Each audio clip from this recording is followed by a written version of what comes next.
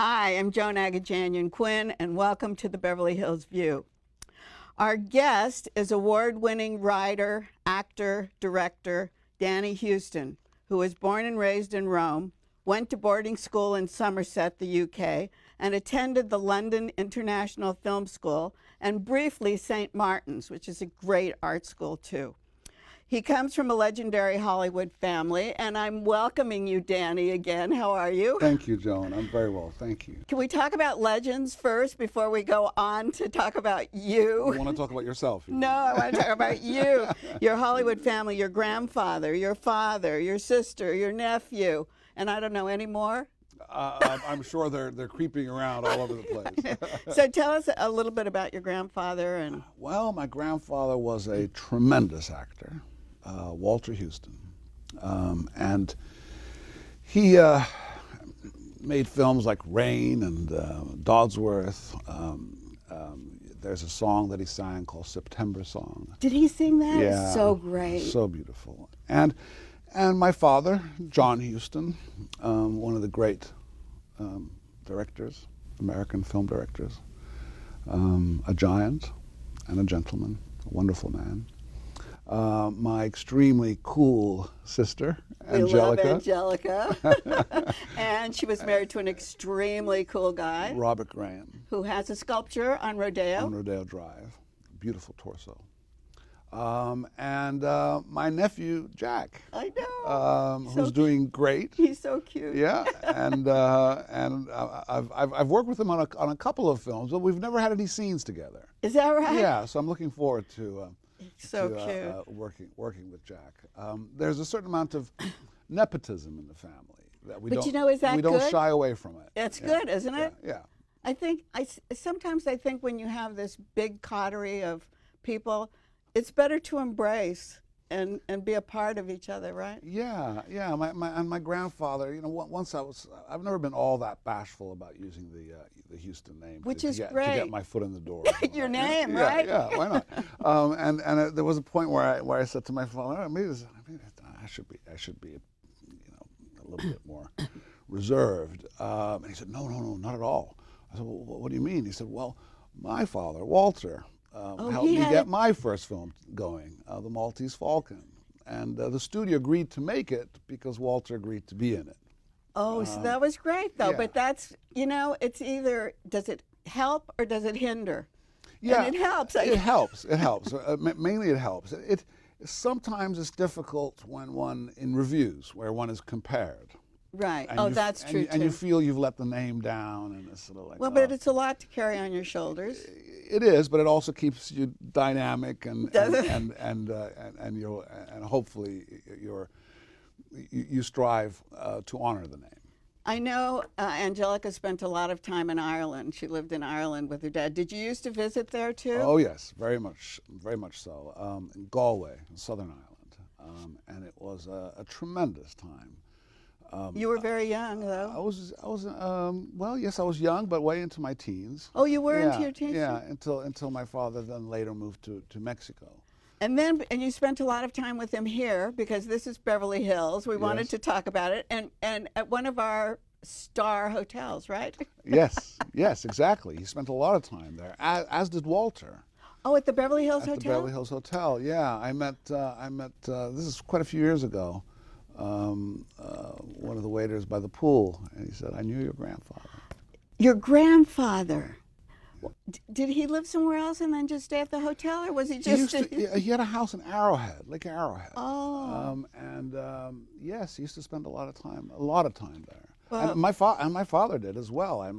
I remember going there, and especially coming from Ireland and these kind of places, to have a hamburger and fries and a milkshake in a hotel suite was just a lot of fun. Well, it's a great hotel, and it is legendary, as is the family legendary, and it's great that it's all together. Yeah. When did the Beverly Hills start? Do you know when it started? Early. Would have been the late 30s? No, earlier than that, I think. Yeah, there were bean fields around here when they bought the property. Yeah. So you went very quickly, let's say, to St. Martin's School for Art. Were you going to be an artist? Well, I saw my I always wanted to be involved in film. Observing my father working in film was that's kind of what I wanted to do. But I saw him struggle a lot, and have problems, believe it or not. Oh, you did. And with financing and the whole circus act that goes around. That we don't see. That we don't see the development, the getting it made, the getting it off the ground, and then finally, then maybe somebody can or can't do it, so it gets delayed, and then all the way through to distribution. But I mean, he was a great poker player at it, and played the game beautifully. But I saw him go through moments where there was a lot of money required to make these films, and I always loved to paint and to draw. You did. So I was like, you know what? I only need just a piece of paper and just something to scribble on. Myself, and stuff like that. right? Yeah, and I don't need to ask anybody permission to do this. Right. And until I went to St. Martin's School of Art, and then I noticed that there was just as much nonsense, really? let's say, around the art world as there was around the film world, possibly even more. And I went to a few gallery openings and drank some warm white wine and out of a plastic cup. Yeah, and there was, it was so much of a scene. Now, Tracy Emin was coming out then. You were in school Damon then. Hirst and all of those really kind of cool, some cool scene was happening, but it was a scene, and I thought, well, I'll just succumb to film. Well, it's interesting because you knew the background of film. You can handle it easier, I guess. Yeah, Is that what you decided? Yeah. So when you started in film, in what capacity then? You can't start at the top. No, you can't. I went to film school and observed my father with keen interest. So much so, I used to make him drinks when he used to watch the dailies, rushes. So watch the previous day's work, and I used to make him drink a drink. Depending what country it was, it'd be a different drink. In Mexico, at this particular moment in time, it was a Cuba Libre that he was drinking. Great! And I'd give him the drink, and he looked at it and he went, "Oh no! The Coke should only color the rum." It's too dark. Yes. So I made him another drink, and he looked at me, and it was a title sequence, credit sequence for the film, Under the Volcano. Oh, Under the Volcano. They made it in Mexico, right? Yeah, and he looked at me and he said, "Danny, you think you'd be up to directing the title sequence for me?" Really? I mean, it was a terrifying proposal, but I of course I agreed, and I made it. He liked it, and it was lit by Gabriel Figueroa. Can you imagine how lucky for? So you were doing the titles, the beginning yes, and the end. The beginning. There are all these paper mache dolls from Day of the Dead. And you did that. And his concern was that they were static, and he wanted movement. So I was able to move the camera around them, and with Gabriel Figueroa's lighting, I created a something that he liked and used. It's chilling. Yeah. So you went from an internship making drinks Yes.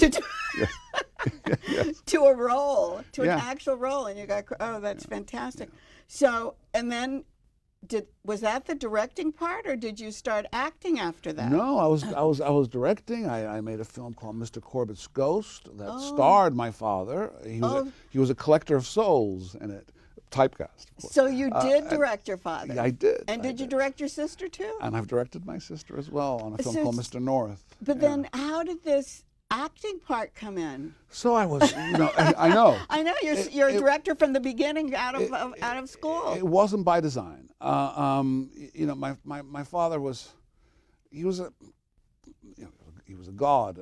I remember first listening, the first cut of the Bible. He did the voiceover for God, which was utterly confusing for a kid. But he was very much my partner in crime, in a sense. We used with Mr. North, we really hustled to get that going, to get that film going. So when, sadly, he passed, it was, of course, an enormous loss for me. But also, I lost my pal in the filmmaking sense. My partner in film. Were you the oldest son? Were you the youngest? You were the youngest son. Yeah. So he was really gentle and mellow with me. By that time, he had cooled down, right? Yeah. And so So I was in LA. around the time that we spoke, or did So many our years previous ago. interviews, so Yeah. many, so many years We ago. did do an interview Yeah. at Beverly Hills High, Yeah. the studio there. Like 20 years ago. Oh, my Yeah. dear. So anyway, so I was in a sort of LA sort of seasonless state, you know, because it's hard to tell the change of seasons here sometimes. Oh, you hadn't really spent so I was time here. here. So I was here, and I was going on meetings and phone calls and stuff, and I felt I was being quite active, but in actual fact, nothing was getting made. So fellow directors, friends, out of the kindness of their hearts, in all truth, started giving me small roles. And the first one I got was with Mike Figgis, and I got waiter number 2. Isn't that interesting? Yeah. From this really strong directing background of Yeah. important people to waiter number 2. Waiter number 2. And I saw it as an opportunity to watch these guys, these kind of more modern contemporary filmmakers that were kind of doing stuff that was experimental, watching them work. I saw it as an opportunity to observe and possibly even steal something That was smart. something from them. And then gradually the roles got bigger. The roles got bigger. You matured, though, because I think, like, they seem more interesting, too. Like 21 Grams with Alejandro Inarritu. That's right. And you were working with these great directors. Yes. And you were picking up little tidbits. Yeah, well, I was working with the likes of Scorsese. I know, you were with, And, in The Aviator, right? Yes, in The Aviator, and where I played Jack Fry, Pan Am, Pan Am. Yeah. That was such a great name. And yeah, and yes, and then Alfonso Cuarón. Alfonso Cuarón and Children of Men, and I know. and So they to me they seemed like they were more interesting. You were having more depth than what you were doing than The Waiter, I guess. Anything would be. well, that was Leaving Las Vegas. I mean, it's a great film. Oh, it was good. You know? Right. So yeah, my credo has always been to try to work with people that I respect and admire, and that's how I learn. And that's how you did learn. But what skills? Oh, Patty Jenkins. Patty Don't Jenkins, forget Wonder Woman. Wonder I Woman. thought that was so great. Patty is just an absolute joy to work with. Because a woman director, A you're woman able to director. do it because Anjelica is a director too. Yes, and You're able to work with a woman. I mean, I don't really, in all truth, I don't really differentiate. But I have remarkable women in my life who are strong and talented. I mean, starting with my mother, who's quite a force to contend with. And She and, was. and is and my sister, who's Strong. strong and wonderful, and so I've it's never been a surprise when I come across a woman who has a similar or different type of strength. It's not surprising to me. But Patty Jenkins she just has so much enthusiasm, and she just enjoys when you do something maybe a little off book or something like that. And on a big movie like that, it's a lot of it is about control and politics. But she was not about that at all. She was all about just trying to get something that was good and that we all liked. And Was it different? She's superb. Was it different with all of them? Like with Cuarón because he was from Mexico? Or Yes. From... Every film for me has been a completely different experience. They're like different universes, and they different- require different types of talent as well, different abilities. And is that because of the director?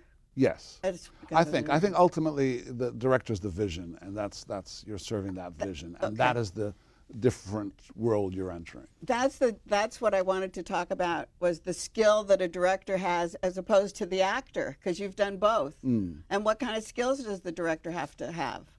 Well, I mean, the main difference, it's in essence, it's all about storytelling. So it's kind of this, in essence, if you break it down. But the difference, the biggest difference for me, is that as an actor, I can work on 3 or 4 films, if I'm lucky, but I can work on 3 or 4 films a year. And I can visit these different worlds that the director has created. As a director, it requires a year or 2 to get the thing going. then you're directing it, then you're editing it, then you're mixing it, then you're releasing it, then you're doing press for it. So it's something that consumes years of dedication.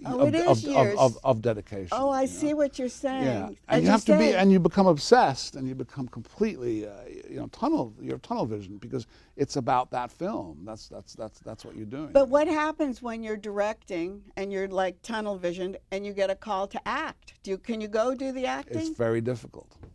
It's very difficult because you're directing and you know that maybe tomorrow you could get a shot of something, and you're looking to do the music, it's very difficult to just switch like that. When you're acting, do you look at the director and think, he should have done this a different way? Do you ever think you can tell him what to do? No. As an actor? No, not really. No, that's the respect, right? I wouldn't. But if ever I have an idea, yeah, or maybe something could change, I've never met with resistance. It's always been a collaborative process. Yeah. And do your actors, in essence, the same way to you as a director? Would you listen to them, or how does it work? Yes, I think so. I just finished directing myself. I know. I'm going to ask you about that when we come back. We'll talk about that in a moment. We're going to take a break. But that's where the problem lies. Okay, there. But maybe the other actors have ideas. And how does it play with you? I think it's you're in a space. Let's say this is the space. We both have a copy of the screenplay, and maybe something sits right with you or it doesn't. If it doesn't, we all have to address it and try to help you or take it out or do something so that it works for all of us. Because if the scene isn't working between you and I, the director's not getting it, and it just doesn't work. So do you have a meeting before? Is that it? Sometimes you have a little rehearsal time. Oh, you do. And you can discuss those things.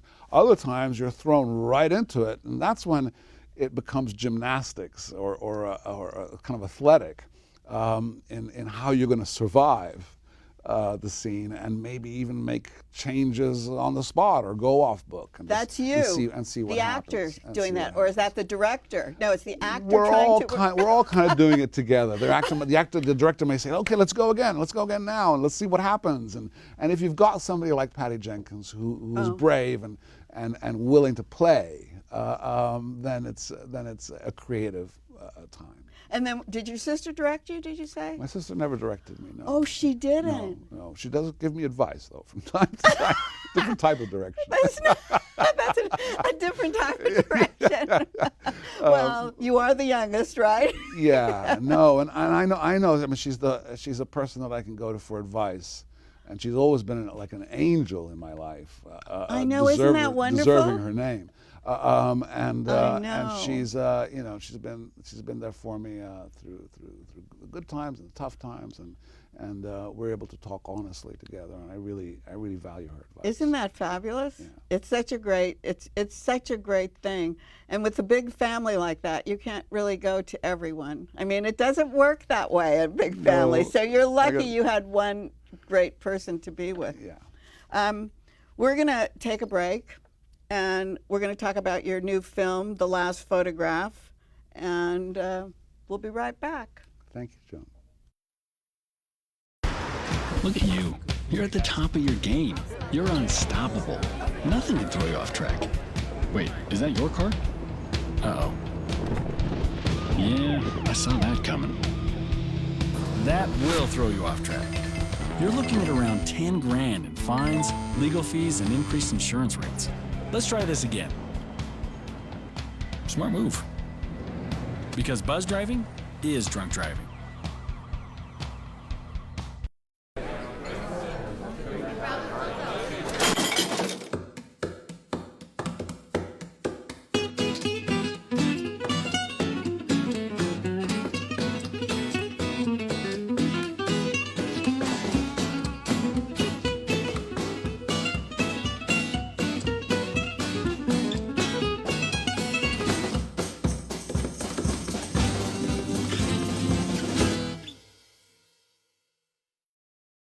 Hi, I'm Joan Quinn, and welcome back to the Beverly Hills View. We're here with actor-director Danny Huston, and we're going to talk about his film, The Last Photograph.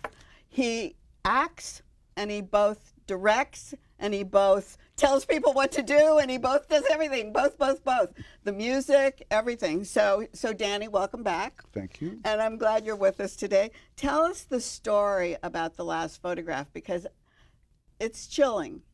To me, it's chilling. Yeah. So it's a simple story. It's my dear friend Simon Astaire, who wrote the screenplay.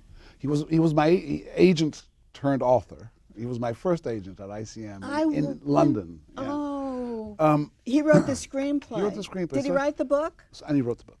Okay, that's what I wondered. So he offered this great. It was a gift. It was like a sort of wonderful gift that he gave me.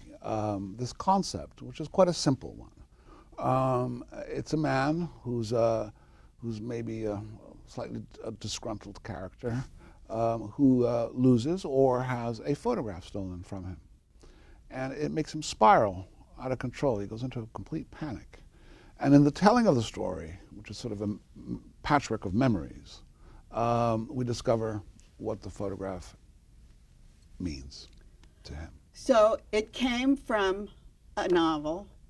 Not a novel. Was it a novel? It was a screenplay and then a novel. Oh, it was a screenplay. Yeah. Oh, and then it was a novel. So so it's based on truth. Well. Oh, that's interesting. What is true? But yes, it's based on true truth. facts. It is. Yes, it is. Yes. Oh, I see. So it is a combination of stories, actually. An actual truth. Oh, so that's how you found it. I was going to ask you how you found it. Yeah. So he offered me this wonderful, this great thing. And when he offers it to you, what does he say? Do you want to direct? Do you want to act? Do you want to direct and act in this? Oh, he said both. Yeah. Here it is. Here it is. And I read it, and I was really taken aback by the story. So how did he interview people? No, there are three stories that he weaved together. Okay, so the stories are the son and a relationship. No, the stories that he weaved together were three different incidents. Three different incidents. Regarding last photographs. I mean, you can imagine how many last photographs there are. I know. I'm archiving photographs now, and I'm finding things I've never seen before. Right. So that was one concept, and the other concept is as the story progresses, it turns into something else. I see. Oh, that's so. How do you tell a story like that? You did voiceover. You did right. Camera views through windows, and through mirrors and reflections, and it's so artistic. Oh, thank you.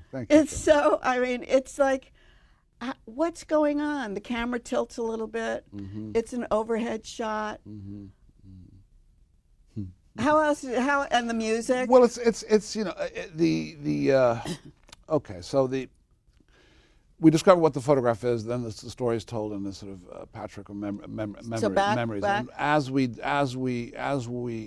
the story moves forward, we realize that my son, the character's son, is about to board the Pan Am 103 flight. Oh, that's what you're starting out. That December 21st, 1988, that blew over Lockerbie. And so this rather banal conversation, possibly, that the father's having with his son on the way to the airport. On the way to the airport, suddenly has a different impact on the viewer, hopefully, because they understand the characters don't know what's going to happen, but we, the audience, do. Okay. So you're in the car. You're acting. You're talking to your son in the car. The camera's behind you. Yes. And how are you directing? How are you directing this? Well, one of the reasons I cast myself was because I knew I was available. You were available, and I wanted the role. Yeah, I wanted the role. Maybe I'd turn up on time. But the reason it was useful to have me as an actor in it was because I wanted to shoot through different seasons. Seasons? Yes, seasons. So the Christmas lights are shot with a Canon still camera. It was before we got any money to make You the film. started. So I started. I was unapologetic. Let's just get this going. So was it in London or yeah. where? So I was in London. It was Christmas. I was visiting my mother in London. And I thought this is an opportunity to shoot London during Christmas. So Was it in your mind? Yeah, so I got a so exactly. So I got a still camera and I started shooting that. Now, what happened was that by necessity, I was using different cameras, different stock, different equipment to tell the story. And then as it started to develop, I realized this is an interesting stylistic choice because I don't have to put place cards on the images. I don't have to say this is then and this is that and this is later. The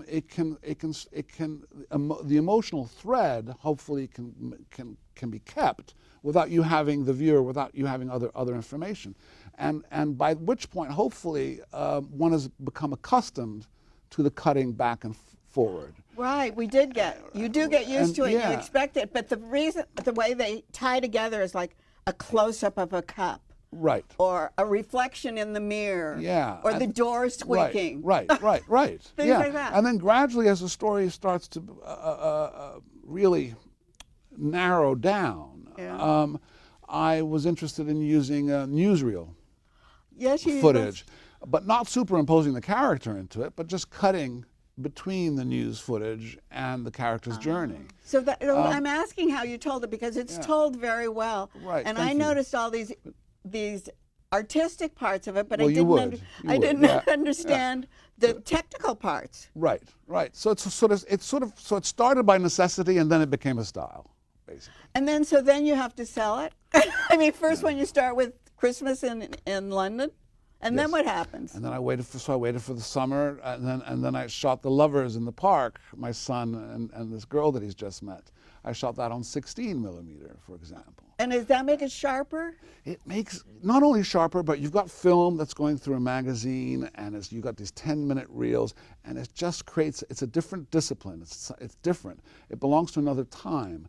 And that also helped me as a director. It helped me because it made me remember my London International Film School days, for example. Okay, I remember that, but also I remember you coming through that park, through that courtyard, big parkway, and you're shooting from above, and you walk right by the camera. How do you direct yourself? I mean, you like literally walk by the camera, right? It is, yeah. It is a little schizophrenic. It's a little schizophrenic. I don't know how you do it. And from a directing point of view, it's very exhilarating. It's very dynamic it and is? exhilarating, and it's fun, and you get it. Wow, we do this. Oh, look at that shot. That's wonderful. From an acting point of view, the character was very.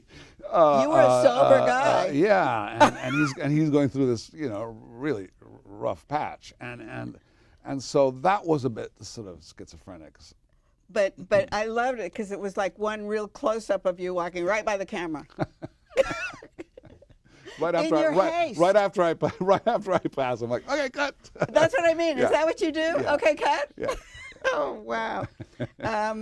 So not much dialogue, which was interesting. Not too much dialogue. It's quite simple and minimalistic, isn't it? The film. I thought it was. To me, it was. Yeah. There are these letters. There are letters that go back and forth, and those are beautifully written by Simon and Starr. But the other thing that I thought was so great was the music, and it's always there, but it's like one piano. Peter Rayburn did the music. Wasn't it good? And it's extraordinary. You hear the pedal on the piano. I you know. can feel the instrument. We started with the first theme that he wrote for the film. We wrote it for a music box because we felt that memory is a lot about boxes. You mean like a wind-up? Yeah, and that's the first time I heard the theme for the film was in a little So he music box. wrote it was a He wrote new it. theme. He wrote the theme. He wrote the theme, and then you put these little dots on a piece of paper, and you run it through the music box, and he played the theme. And you had all these other shots, like the tree. Mm-hmm. And I think you used that on the ad poster. Yes. The tree. And how symbolic was the tree? Well, it's very symbolic in the film.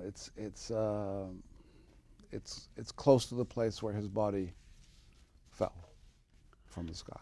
Oh, so the tree, it loses its leaves and then it gains it. It has life. Yes, The tree is life. We can all read different things into that image, I believe. The tree is life. The tree survives. Oh, right. Throughout the seasons. The tree is knowledge. The tree has its roots under the earth. And shows itself that in that way. And it's my character and Bird, the girl.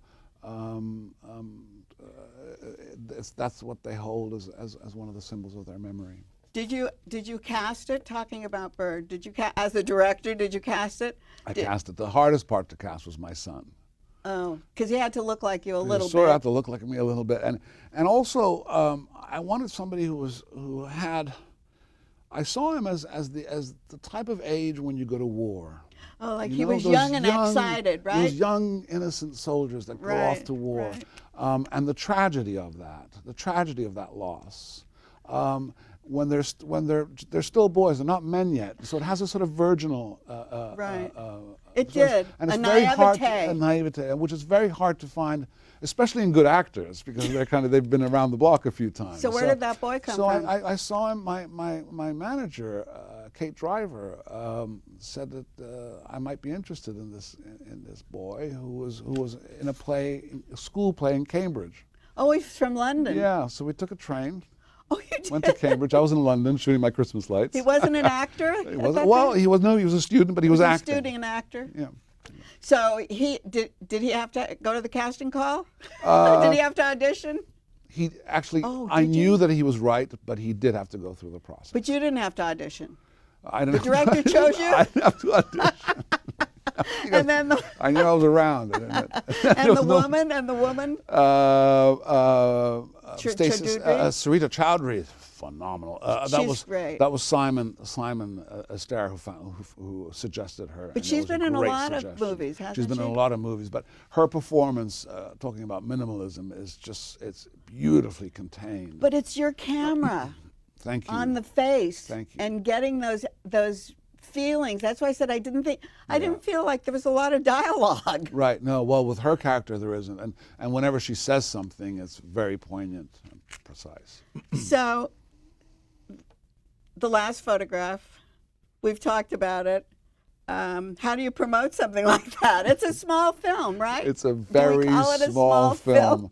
It's a very small film. Compared to Wonder Woman? It's a small, delicate little Yes. film. Compared to Wonder Woman, absolutely. And even though with Patty, I didn't really feel the difference between a studio movie and an independent movie. You I didn't? I didn't feel that with Patty. But of course, with the release, I mean, we're in one theater. At the Lamley's at the Lamley Santa Monica. Santa Monica, right. And it's, then it goes onto a digital platform and it goes on pay-per-view and on iTunes and all that. Does it come back to movie theaters? No, that's it. It'll have a 1 week moment of glory. And how many years getting there? 4 years. Yeah. How does that feel? I'm very excited and proud. I mean, it's like a lot of work, right? It's a lot of work. It's a lot of work. But with the digital platform forms, it'll get everywhere. It goes wide, and the film is quite. It's quite a private experience. It is. So I don't mind people seeing it at home, and televisions are so great now. It might even be better at home. Because it's more intimate. Yeah, I mean, it's not necessarily a sort of a Friday night fun film. It requires a certain internal focus. It does. The focus has to be there, and you can't jump back and forth and come to it. You have to stay focused so that you can see it all. It's very funny because we're calling it a really small, little intimate film, and you're in it. But you're in this big blockbuster too. Angel Has Fallen. I know. I know. So you're like dealing with these two big things. I know. Number one film for 2 weekends running. And Yeah. you have a role in that. I have a role in that. But That's you're what- acting. You're not directing. No, I'm just acting in that, and with Jerry Butler, Oh, who's so great. fantastic. Is he great? And Yeah. he's a friend from a long time ago. So working with him was an absolute thrill. That's so good. And the other, before we leave, because we have to get back to Beverly Hills again, we've come all the way around. And in 2017, you portrayed Robert Evans on the stage at the Royal Court, which I love that theater anyway. And it was directed by Simon McBurney. Correct. And it was called The Kid Stays in the Picture. Just as in the picture. So it was a autobiography by Well, Robert Evans? it's based on his book, on Robert's book. On his book, and he lives in Beverly Hills. He lives in Beverly Hills in a beautiful, beautiful home. I think and it was the home is Greta actually, Garbo's, was it? The home is, I don't know. I don't think know. it- I but think the home it- is a big character in the stage play. Oh, it is in the yeah, play? Yeah. And Simon McBurney is just so innovative and insanely clever. So there's a sort of a glass box, and it has different images on it that are projected in the back and the front, and the box moves up and down the stage. And I'm mainly behind the screen telling the story as Evans did with his book on tape, which For the Kid Stays on the Picture, which is a fantastic book on tape, if ever there was one. That's the one to listen to. And, Because he tells it? Yeah, he tells reads it, and he does it with his voice, and it's fantastic. So, so yeah, it's very much again, in a way, the last photograph. Not that there's any comparison, but it is a patchwork of memories, and it's a man recalling his past. But how much stage work have you done? Not a lot, and I was like shocked. yeah, but I mean, and Barbara Broccoli produced it. Oh, and she did. It was it was Robert Evans and Simon McBurney. I mean, how could I possibly say no? No, I was terrified because it's not my not something I'm used to. Stepping on those But that was boards, great that so to you did speak. that. But yeah, Did you have to go to the casting call? Did you have to audition? No, I didn't. Thankfully not. But No, so in Beverly Hills, we're talking about Robert Evans and this great thing. Also, you were in this film called Stan and Ollie. And Oliver Hardy lived on Alta Drive in my house. Oh, really? Yes, Huh. across the street from Ann Miller. Huh. And Stan Laurel lived on Bedford. But I Wow. also think he lived on Foothill for a while. So those are really Beverly Hills characters. And you played, I think, Hal Roach? Hal Roach, absolutely. I played Hal Roach, and my first day because as a kid I loved Laurel and Hardy. Who didn't love him? And in Rome, in Italy, because we didn't really watch much television in Ireland. In Rome, I watched Laurel and Hardy in Italian. Oh, do they speak Italian? They're fantastic in Italian. I didn't know they spoke Italian. They don't, but it's dubbed. But it's No, really yeah, of course. But so it's really kind of great. And so when I started, and I'm playing Hal Roach's studio boss, And you have stuff these like great that. John Pruzan. John Pruzan and anything but the cigar kind of thing. And I'm coming in, I'm getting the shouting at them, giving them a hard time, and I look at them, and it's Steve Coogan and John C. Reilly. And I look at them, and I was just gobsmacked. You were shocked? I couldn't believe it. I was like, oh my God, they're alive. I'm with them. They're here now, and I just sort of did a sort of reverse sort of replay button in my brain. Oh, isn't that and funny? it just took me right back to my childhood, and I didn't know what to say. I just completely lost the sense. Isn't that what great? the scene was about, or what I was doing there. Where was that? It was at Twickenham Film Studios in London. Oh, it was in London. Oh, I know. They looked so good, didn't they? Fantastic. Every little gesture of the thing and the down. Yeah. Well, Yeah. I think that brought us back to Beverly Hills, even though it was filmed in London. Even though it was filmed in London, it's a Beverly Hills story. It is a Beverly Hills story, and you are our Beverly Hills story. Thank you, Danny Huston. Thank you. Thank you for having me again. Again. Thank you for being with us on the Beverly Hills View. I'm Joan Quinn, and we'll see you next time.